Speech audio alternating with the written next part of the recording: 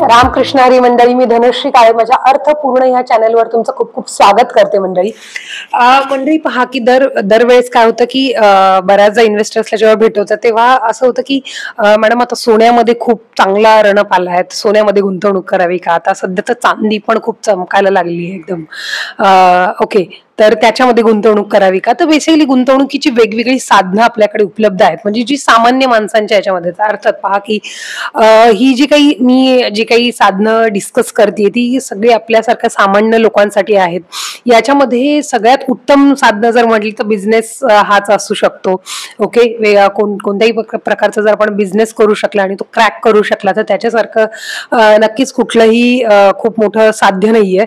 Okay, परंतु जर business नाही करत, आपल्याला फक्त एक गुंतवणूक म्हणून करायची, तर जी काही आपल्या सामान्य माणसांसाठी जी काही साधनं आहेत तर ती आहेत साधारणतः आपले एंडोमेंट प्लॅन्स, जे काही इन्शुरन्सचे प्लॅन्स असतात. ओके, त्याच्यानंतर बँकेची आपली आरडी, त्याच्यानंतर पोस्ट ऑफिसची आरडी जर असेल तर पीपीएफ, सुकन्या समृद्धी जी विशेषतः मुलींसाठीच उपलब्ध आहे, आणि सोनं. ओके, सोन्याची आपल्याला विशेष क्रेज आहे, आणि एक म्युच्युअल फंडची एसआयपी. तर हे साधारणतः 6 ते 7 जे काही मार्ग आहेत तर त्याचा मी इथे आज कुठे ना कुठेतरी एक अभ्यास करण्याचा प्रयत्न केला. एखाद्या व्यक्तीला जर करोडपती व्हायचं असेल आणि त्याला गुंतवणूक मात्र 15 वर्षात करायची आहे. आता मी जे काही ओव्हरऑल मार्केटमध्ये आहे एवढ्या वर्षापासून आणि त्याच्या वर्षापासून तेव्हापासून जे काही ऑब्झर्व करते ते हे लक्षात आलंय की लोकांची की 20 वर्ष 25 वर्ष तेवढी काही थांबायची तयारी नसते. 10 ते 15 वर्ष भरपूर झाले. तर त्या हिशोबामध्ये जर पाहिलं तर 15 वर्ष जर एखाद्याने तयारी ठेवली गुंतवणुकीची, तर ह्या वेगवेगळ्या गुंतवणुकी साधनांमध्ये जर गुंतवणूक केली तर नक्की मी किती अमाऊंट त्या व्यक्तीने करोडपती होण्यासाठी गुंतवणूक करणं अपेक्षित आहे याचा आपण इथे आज अभ्यास करणार आहोत. ओके, तर याच्यामध्ये आपण काय केलं की इन हँड पण देखील, म्हणजे नुसतं असं नाही की एवढे रिटर्न्स आहेत याच्यामध्ये आणि अशा पद्धतीचे, तर ऍक्च्युली जेव्हा 15व्या वर्षानंतर आपण जेव्हा विड्रॉल करायला जाऊ तर हातामध्ये किती पैसे येणार आहेत हेही आपण इथे पाहणार आहोत. ओके, तर या टेबलमध्ये मी तुमचा जास्त वेळ घेत नाही, तर आपण पहा की याच्यामध्ये पाहू तर 15 वर्षाची जसे मी म्हटले की गुंतवणूक, तर पहा की पहिल्यांदा सगळ्यात याच्यामध्ये काय केले की सगळ्यात हायेस्ट गुंतवणूक कोणत्या साधनामध्ये करायला लागते आणि बॉटमला सगळ्यात लोएस्ट गुंतवणूक कुठल्या साधनांमध्ये करायला लागते त्याप्रमाणे आपण इथे ऑर्डरिंग केलेलं आहे. Okay, highest amount.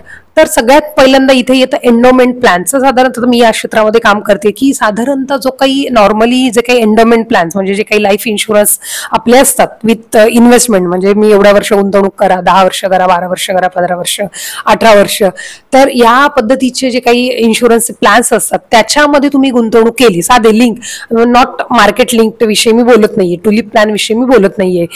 ओके, म्हणजे टर्म प्लस जी युलिप असतात किंवा रेग्युलर आपले जे युलिप प्लॅन्स असतात मार्केट लिंक, तर त्या रिगार्डिंग मी हे बोलत नाही. रेग्युलर आपले जे काही इन्व्हेस्टमेंट प्लॅन्स असतात इन्शुरन्स मधले, तर त्याच्याविषयी जर बोललं तर साधारणतः आपण पहा की ऍव्हरेज 5.5% याच्यामध्ये रिटर्न्स असतात, CAGR जो आहे याचा. आणि अर्थात याच्यामध्ये की एक महत्वाचं आहे की याच्यामध्ये इन्शुरन्स जो आहे तो इनबिल्ट असतो. म्हणजे तुम्ही जसं की इथे पहा की मंथली इन्व्हेस्टमेंट जी आहे ती 36,000 रुपयाची याच्यामध्ये मंथली इन्व्हेस्टमेंट आहे. म्हणजे ऍव्हरेज जर तुम्ही पाहिलं तर जवळपास 4.5 लाख रुपये पण अप्रॉक्स मी धरून चालली, तर 4.5 लाख रुपयाची तुमची या परिस्थितीमध्ये तुमची अॅन्युअल तुमचा प्रीमियम जातोय. तर याच्यामध्ये तुमचा साधारणतः याच्या 11 टाइम्स, म्हणजे जवळपास आपण धरूया की एक 50 लाख रुपयाचा तुम्हाला इथे इन्शुरन्स मिळणार आहे या केसमध्ये, 11 times of your annual income. तर या पद्धतीने, तर हा इथे बेनिफिट याच्यामध्ये ऍडेड नाहीये, so please make note of that. Okay, तर याच्यामध्ये तुमची मंथली इन्व्हेस्टमेंट जी आहे ती तुम्हाला 36,000 रुपये करणं गरजेचं आहे, आणि त्या परिस्थितीमध्ये तुमची जी टोटल इन्व्हेस्टमेंट होणार आहे ती आहे 64 लाख, जवळपास 64,80,000 रुपये. आणि हे सगळे मिळणारी इन्कम जी आहे ती पूर्णतः, म्हणजे भले जर काही पर्सनचा कुठला जो काही पर्सन इन्शुर्ड आहे त्याची जर काही डेथ झाली तर अर्थात जो काही पैसा मिळणार आहे तो टॅक्स फ्री आहे. आणि अर्थात याच्यानंतरही, म्हणजे जेव्हा तुम्ही मॅच्युअर होताना हे पैसे काढायला जाऊ 15 वर्षानंतर, तर ते देखील पूर्णतः टॅक्स फ्री असतील आणि ते साधारणतः 1 CR मिळू शकतात या परिस्थितीमध्ये. ओके, दुसरी ऑप्शन आहे बँक आरडीची. तर बँक आरडीच्या ऑप्शन मध्ये पहा की साधारणतः 6.7% रिटर्न्स आपला जो काही बँक आरडी एफडीचा रेट आहे त्याच्यानुसार ऍव्हरेज आपण धरून चाललेलो आहोत. आणि या परिस्थितीमध्ये तुम्हाला जवळपास 32,000 36,381 रुपयाची गुंतवणूक इथे करणं गरजेचं आहे जर तुम्हाला करोडपती व्हायचं असेल तर. ओके, तुमची जी काही इन्व्हेस्टमेंट टोटल 15 वर्षात जी काही इन्व्हेस्टमेंट होणार आहे ती आहे जवळपास 58,28,000 रुपये.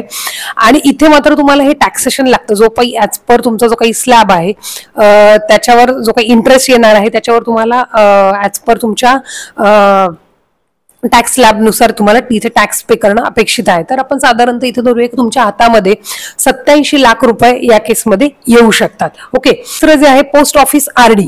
तर या पोस्ट ऑफिस आरडी मध्ये देखील तुम्हाला साधारणतः 6.7% इंटरेस्ट मिळतो. म्हणजे साधारणतः सेम बँक आरडी आणि एफडीचा सेम इंटरेस्ट आहे बँक आरडीचा आणि पोस्ट ऑफिसच्या आरडीचा. इथे देखील सेम 58,28,000 जमा होणार आहेत आणि जो काही तुम्हाला जे काही पैसे मिळणार आहेत त्याच्यावर ऍज पर तुमच्या टॅक्स स्लॅब तुम्हाला टॅक्सेशन तुम्हाला लागणार आहे. तर ऍव्हरेज अगेन सेम 87,48,000 रुपये इथे तुम्हाला हातामध्ये मिळणार आहेत. ओके, याच्यानंतर पीपीएफ जे आहे ते याच्यामध्ये थोडंसं इंटरेस्ट रेट जास्त आहे. ओके, तर यामध्ये 7.1% इंटरेस्ट रेट आपल्याला मिळतोय. म्हणजे आपल्याला थोडेसे कमी पैसे भरावे लागतात, 31,276 रुपये इथे पे करावे लागणार आहेत. आणि हे जे आहे ते 56,29,000 या परिस्थितीमध्ये तुमचे जमा होणार आहेत. हे फुल्ली टॅक्स फ्री पैसा आहे बरं का, सगळ्यात महत्वाचं म्हणजे या परिस्थितीमध्ये तुमच्या बरोबर 1 करोड रुपये जे आहे ते तुमच्या हातामध्ये नेट या परिस्थितीमध्ये येऊ शकतात. म्हणजे इन शॉर्ट पीपीएफ मधनं एखाद्याला करोडपती व्हायचं असेल तर त्यांनी 31,276 रुपये दर महिन्याला इन्व्हेस्ट करावेत. डेफिनेटली ते 15 वर्षामध्ये आरामात करोडपती होऊ शकतील. ओके, याच्यानंतर सुकन्या समृद्धी. तर अर्थात लक्षात घ्या की ही योजना जी आहे ती फक्त मुलींसाठी आहे. तर या मुलींसाठी तुम्ही तुमची मुलगी समजा 3 वर्षाची असेल आणि तुम्ही ती इन्व्हेस्टमेंट सुरू केली तर त्याची वयाच्या 18व्या वर्षापर्यंत तुम्ही ही गुंतवणूक सुरू केली, गुंतवत गेले, तर या परिस्थितीमध्ये तुम्हाला जवळपास 8.2 एवढ्या टक्क्याचा तुम्हाला याच्यावर व्याजदर मिळतोय.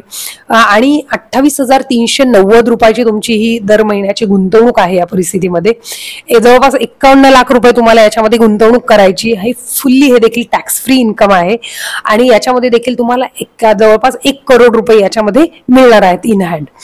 याच्यानंतर सोनं. तर आता झालंय काय की मागच्या 2-3 वर्षात सोन्याने जी काही झळाळी दाखवली आहे त्याच्यामुळे सोनं आणि म्युच्युअल फंड्स हे डायरेक्ट एकमेकांच्या लाईनमध्ये येऊन बसलेले आहेत. आणि यामुळे सोन्याचा जो काही इंटरेस्ट रेट, जो काही ऍव्हरेज मागच्या 15 वर्षाचा जो काही CAGR आलाय तो देखील 12% आलेला आहे. आणि यामुळे सोन्यात देखील जरी तुम्ही असं आता याच्यामध्ये असं धरून चाललोय की सोन्यामध्ये आता अर्थात आधीचा जो काही डेटा होता तो वेगळा होता, साधारणतः 10%, 9 ते 10% ऍव्हरेज रिटर्न्स होते सोन्यामधनं जे काही कमोडिटीचे.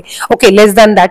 पण आता जे काही सोन्याने झळाळी दाखवली आहे किंवा जे काही ओव्हरऑल अनसर्टेनिटी चाललेली आहे ग्लोबल मार्केटमध्ये आणि त्यामुळे जी काही अनसर्टेनिटी आलेली आहे, तर आजच्या मोमेंटला पाहिलं तर 12% CAGR मागच्या 15 वर्षातला. आता हे प्रत्येक जो डेटा जो आहे तो मागच्या 15 वर्षाचा ऍव्हरेज काढून मिळालेला आहे आपल्याला.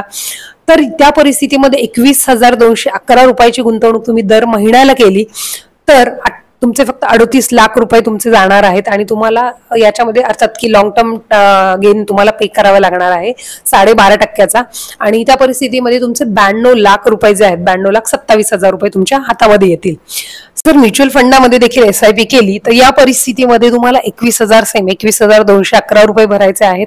38 लाख रुपयाची तुमची इन्व्हेस्टमेंट होणार आहे. याच्यावर थोडासा टॅक्स आपल्याला कमी लागतोय. So long term capital gain जो आहे तो 10%चाच पे करायला लागतोय.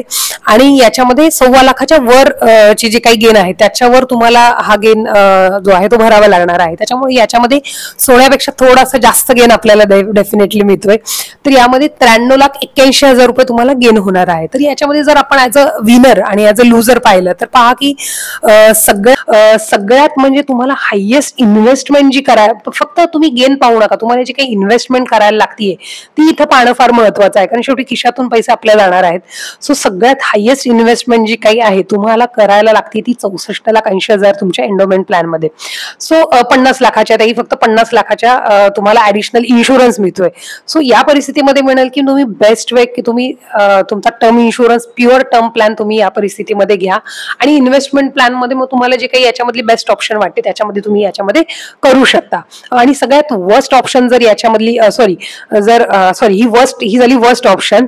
आणि सगळ्यात बेस्ट ऑप्शन म्हटली तर एक तर आत्ताच्या सध्याच्या परिस्थितीमध्ये तर सोनं आणि दुसरं म्हणजे म्युच्युअल फंड, हे दोन मला तरी बेस्ट ऑप्शन वाटतात इन्व्हेस्टमेंटसाठी. अर्थात माझं तर प्रेम नेहमीच म्युच्युअल फंड्सवर आहे हे तुम्हाला माहितीच आहे.